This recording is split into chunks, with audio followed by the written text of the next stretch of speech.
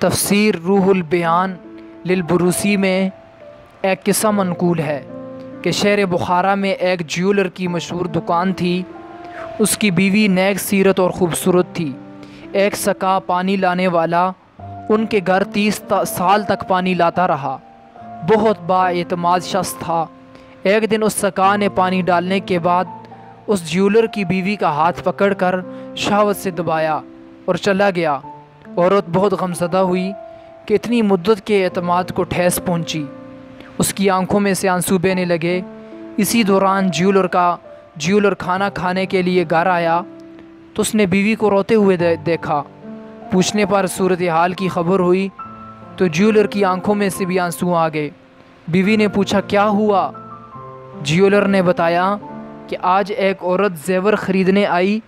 جب میں اسے زیور دینے لگا تو اس کا خوبصورت ہاتھ مجھے پسند آیا۔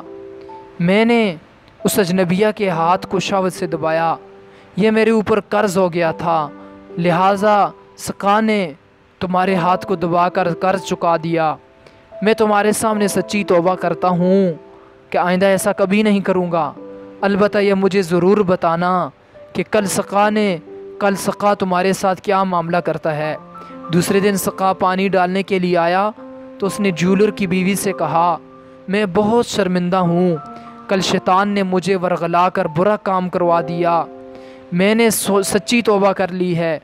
آپ کو یقین دلاتا ہوں کہ آئندہ ایسا کبھی نہیں ہوگا۔ عجیب بات ہے کہ جیولر نے غیر عورتوں کو ہاتھ لگانے سے توبہ کی تو غیر مردوں نے اس کی بیوی کو ہاتھ لگانے سے توبہ کی۔